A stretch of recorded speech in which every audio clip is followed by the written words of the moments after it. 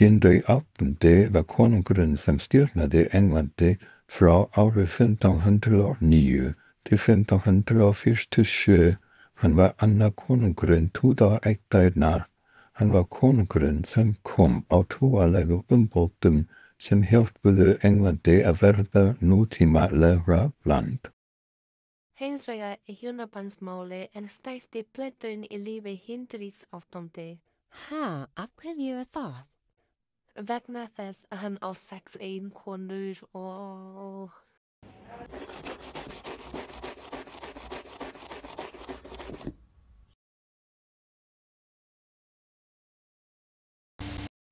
Henry Tudor fættest 20. og 8. juni året 1491 i konungshøllene i Grantry i London.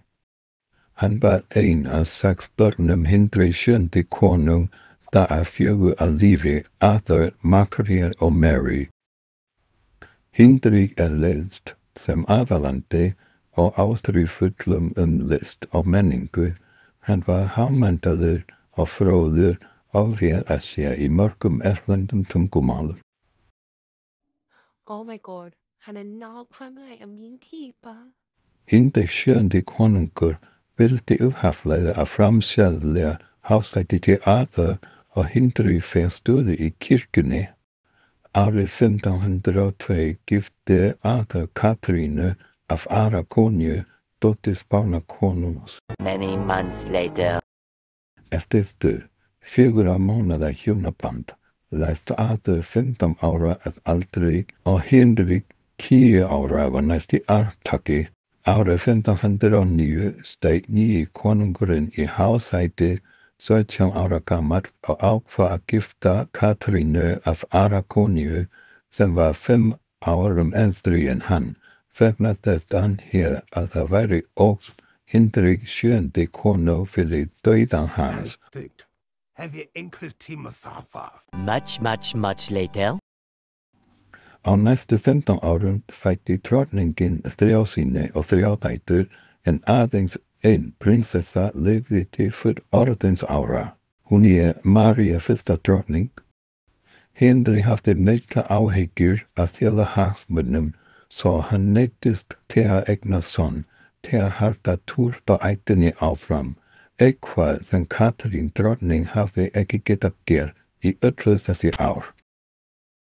Með aldri og barneignum var dronningin smám saman milli eldri en eiginmaður hennar. Henrik fór því að leiðast kona sinn og beindi sjónum sínum að Anne-Boleyn, stúlku í föruneyti dronningarinnar.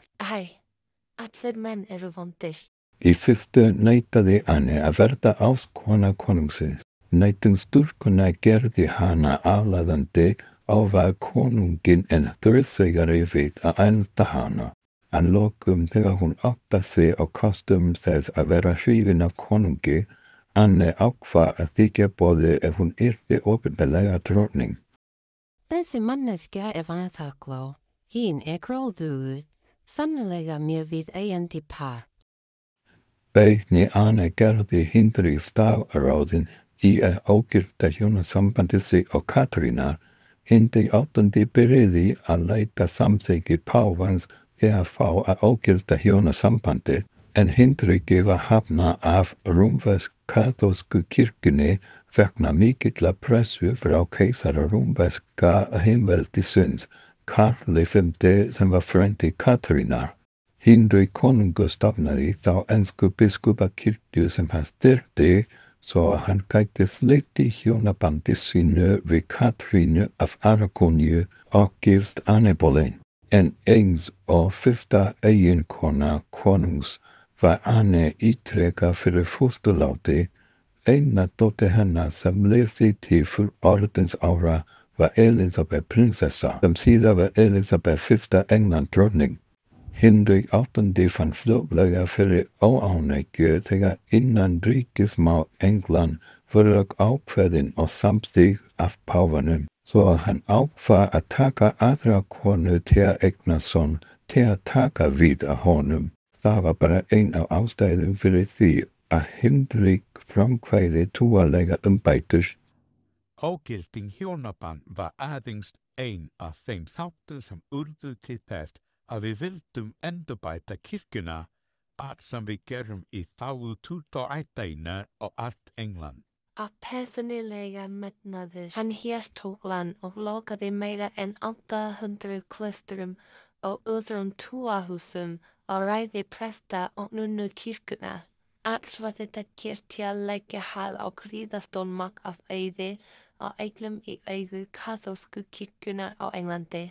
Hindri notaði líka penningana til að hjálpa Englandi að verða jafnara og þróa á þess að þurfa styr frá mústari Rómar. Þá var hægt að þróa breska sjóherinn, bæta stjórnkerfi ríkis og sveitarfélaga og styrkja nýsköpun í vísindum og listum.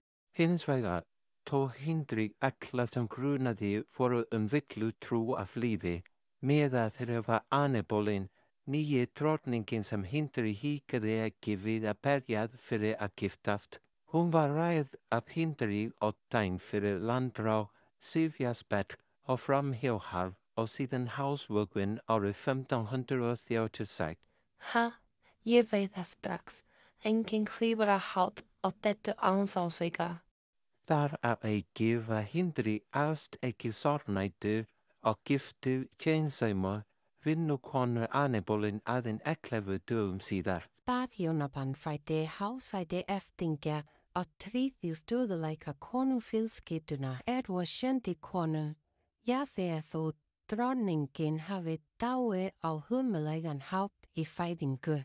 Þessi harmleikur kom ekki í veg fyrir að hanga í fjórða hjónasambandið með Anne og Gleys, en fljótlega fann hann fyrir þunglyndi vegna þess að Anne var ekki falleg. Eða var ekki nóg, gifti hann síðan Catherine Howard, þrengur Annebolin, en tók hana síðan að lífi. Hún var söguð að hafa átt í ástarsamband við hirðmann Hindri VIII. Síðasta hjónaband hans og Catherine par var aftur mjög ánægjuleg. Catherine par var kona sem hafði verið gift tveimur fyrir eiginmönnum, en Hindri VIII kom fram við að föða sinn einstaklega umburðarlynd og reynslulega. Hendrik VIII konungur lést 28. janúar árið 1547, 55 ára að aldri vegna veikinda. Hindri VIII var grafinn í Wiswehurst.